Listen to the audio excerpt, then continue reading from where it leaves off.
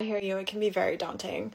One of the things that we talked about in the training, and it really helped me just kind of like wrap my head around it and put myself in a different perspective, is that it's actually a gift to the other person, to other people, to to not tolerate things. If we're operating under the assumption that the other person only knows what we communicate to them, then they don't know when a line is being crossed unless we tell them where the line is and or and tell them when it's been crossed or when we're beginning to approach it. And if I think about it from the other perspective, like I don't want to be in a situation where I'm crossing anyone else's lines or making them feel uncomfortable or being in an interaction with someone that they're merely tolerating.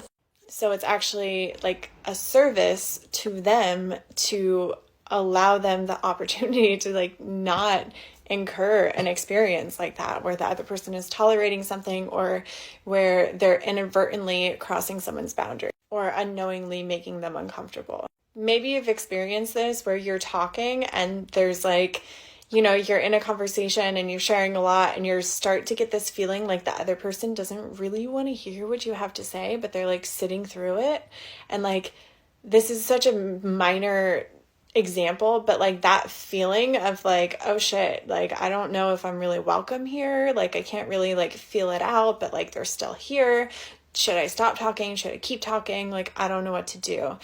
Like, that's a really uncomfortable position to be in. And so when we exit situations before we're at the point of tolerating, we are preventing the other person from having to go through that experience. And a conversation is a really, really minor experience, but this can, translate to like really bigger things. So that perspective shift and putting myself in the other's point of view really helped me a lot, like in getting more comfortable with integrating this into my life. And another thing was just practice. Like, it can feel like the scariest fucking thing in the world to do this, but you can only prove to yourself that it's not that scary and that you're going to survive by doing it and doing it in baby steps, of course, so that your nervous system can like handle it. But over time, it becomes a lot more easy and it feels really good, actually.